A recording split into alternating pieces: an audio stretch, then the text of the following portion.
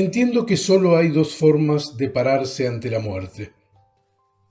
Si la vida es una sola, si todo termina con el último aliento, si el aprendizaje y la aventura solo se extienden hasta allí, no hay mucho que discernir o discutir al respecto. Solo seremos un recuerdo mejor o peor para los que nos sobrevivan, y en poco tiempo ni siquiera ellos hablarán de nosotros. Seremos entonces mera carne, que se aguzane y termine desapareciendo. Nadie querrá saber demasiados detalles de ese proceso. La otra forma de pararse ante la muerte es creer, sentir o saber que hay algo más allá de esa frontera.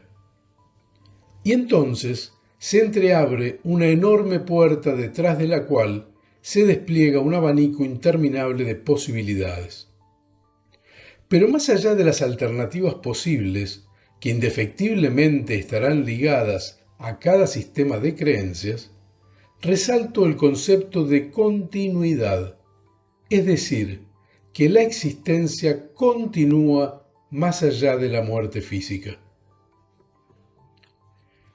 Dejando de lado, por ahora, las distintas variantes que puede adoptar esa continuidad, es lógico que, antes que nada, nos preguntemos, ¿qué es lo que continúa? Entendiendo que en el proceso de la muerte ya hemos dejado atrás nuestra materialidad, nada vinculado a ella perdurará. Todo lo que nos mantuvo vivos interactuando con la realidad física ya no tendrá razón de seguir existiendo. Si definimos a la conciencia sin ese como el conocimiento moral de lo que está bien y lo que está mal en base a las propias creencias, a la capacidad para interactuar con el entorno y a reconocerse a uno mismo dentro de la realidad, al momento de morir, esa conciencia habrá desaparecido. La conciencia sin ese está referida al ego, a lo mundano, a lo transitorio, al alma. Se basa en el conocimiento, en la mente, en el cerebro, en lo que nos rodea. Todo esto desaparece al momento de la muerte física. Pero si al morir desaparece el ego, ¿qué es lo que continúa después de la muerte? Además del ego, en nuestro interior coexiste con él durante la vida nuestro verdadero ser, nuestro espíritu, el observador. Y es él quien continúa. La conciencia, con ese, es nuestro espíritu. Nuestro espíritu es nuestra parte eterna. Somos espíritus teniendo experiencias humanas y no humanos teniendo experiencias espirituales. Somos eternos, somos inextinguibles. La muerte solo termina con nuestro ego, pero nuestro espíritu continúa su travesía. Aceptando entonces que durante la vida somos, en la realidad, un espíritu camuflado con la maleza del ego, que opera buscando que ese espíritu obtenga aprendizajes, y que después de sucedida la muerte solo seremos ese mismo espíritu cosechando lo aprendido ya sin el ego, no es difícil imaginar que somos espíritus en evolución, verificando y acumulando verdades. Pero si la razón del espíritu es adquirir comprensiones, o sea, verdades verificadas, como forma de evolución, ¿por qué se contentaría con una sola vida? ¿Cuánta sabiduría se puede acumular en una sola vida? ¿De qué le servirían las verdades que adquirió en una sola vida para vivir toda una eternidad? Brian Weiss es un médico y psiquiatra estadounidense conocido por sus investigaciones sobre la reencarnación. Como psiquiatra, utilizaba la terapia de regresión hipnótica con sus pacientes, en busca de traumas de la infancia que pudieran justificar y ayudar a corregir conductas o problemáticas de la vida adulta del paciente. En una de esas regresiones, una paciente comenzó a narrar vidas anteriores, con sumo detalle. Esto primero sorprendió a un incrédulo Dr. Weiss, pero con el pasar de las sesiones, al notar la correlación entre aquellos relatos y los problemas y traumas de la vida actual de su paciente, decidió continuar y profundizar esa terapia. Al cabo de miles de sesiones con miles de pacientes, el Dr. Weiss pudo incluso comprobar muchos de aquellos relatos, valiéndose de datos de fechas y lugares muy precisos. Y ya no pudo hacer otra cosa más que tener certeza de lo que estaba pasando. La existencia es una sucesión de vidas y muertes cuyo fin último es la evolución de la conciencia, del espíritu. Con esas experiencias y un sinfín de aprendizajes, el Dr. Weiss escribió un gran número de libros que he leído ávidamente y que recomiendo sin escollos. Tuve incluso el privilegio de conocerlo y tomar talleres con él, y fue a través de sus regresiones hipnóticas que pude comprobar por mí mismo que el universo no es como yo creía, y que yo mismo no soy lo que creía ser.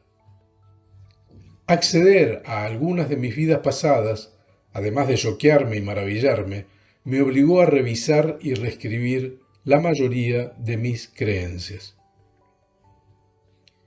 Es difícil y verdaderamente inútil tratar de convencer a otros de las creencias que uno tiene. El libre albedrío, ley fundamental del universo, dicta que cada uno deberá hacer su propio recorrido y experiencia. Además, no hay manera de transmitir las verdades que uno adquiere con la potencia y la intensidad con que las siente. Y aunque si eso fuera posible, nunca será suficiente para modificar la creencia de los otros. Pero debo decir que tengo absoluta certeza de ser un espíritu en evolución y que he tenido que transitar varias vidas para acumular las pocas verdades que creo poseer. Resulta paradójico que, si efectivamente transitamos tantas vidas, despertemos a cada una de ellas dotados de una amnesia casi total. Con suerte nos asalte alguna vez un déjà vu o un flashback o un reencuentro que nos contacte instantáneamente con algún recuerdo de vidas anteriores. Pero lo mismo sucede con los sueños. Es raro y se nos exige atención y cierta disposición para recordar lo que soñamos. Pues con la vida y la muerte sucede lo mismo. Entiendo que eso se debe a que sería insoportable y abrumador recordarlo todo. Superaría nuestra capacidad de absorción y comprensión. Es posible que hayamos vivido vidas poco gratas, que hayamos pasado por sufrimientos indescriptibles, que hayamos tenido muertes indeseables. Esa es la razón por la que depositamos en nuestro espíritu la confianza de que Él sí guarde esa memoria y que solo nos permita asomarnos a ella en casos en que realmente resulte indispensable. Entonces, nuestra conciencia, con S, es nuestro espíritu, eterno, depositario de nuestra memoria completa y de nuestras verdades verificadas. Y su objetivo para desarrollar tal tarea es permitir la evolución de la conciencia, vida tras vida, cosechando los aprendizajes de cada ciclo vital, buscando elevar su frecuencia de vibración a cada paso, luchando por revertir la separación y alimentar la unidad con todos los demás espíritus. Me importa recalcar que la conciencia sin S, o sea, nuestro ego, nos permite durante la vida, ya sea a través de sueños, en las meditaciones profundas, en las alucinaciones, en las experiencias cercanas a la muerte, en los comas, en los trances hipnóticos regresivos o en cualquier otro estado que altere esa conciencia, que nos asomemos y nos comuniquemos con el plano espiritual. Y es por ello que es conducente estar atentos o incluso tener esa disposición o intención de hurgar en ese plano, porque es allí donde podremos encontrar herramientas que nos ayuden a jalar nuestra propia evolución. Esos asomos, guiados por el anhelo curioso que sentimos, son verdaderas revelaciones que mucho pueden ayudarnos a destituir falsas creencias, a verificar verdades o a trazar el rumbo que nos conduzca a ellas. La evolución de la conciencia tiene un diseño bastante claro, aunque a veces resulte complejo de transmitir o comprender. Y cualquier explicación siempre resultará menos de lo que es en realidad. Y el riesgo de parecer reductivo y simplista siempre estará latente. Además, hay muchas convenciones que se deben adoptar a la hora de descifrar sus laberintos, aunque lentamente, sobre todo en las últimas décadas, se ha ido unificando el lenguaje. Alma, espíritu, anatomía energética, niveles de conciencia, proceso de transición, etc., son términos que cada uno acuña según su mejor entender. Pero si somos abiertos de entendimiento, veremos que todo apunta a los mismos conceptos. Somos energía. Nuestro espíritu evoluciona a través del aprendizaje que propone nuestro ego.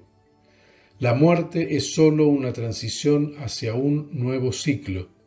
El fin de acumular verdades verificadas a través de aprendizajes es entender el orden y experimentar el amor, con el fin último de la reunión, de la reunificación, de la vuelta a la fuente, del regreso a la totalidad.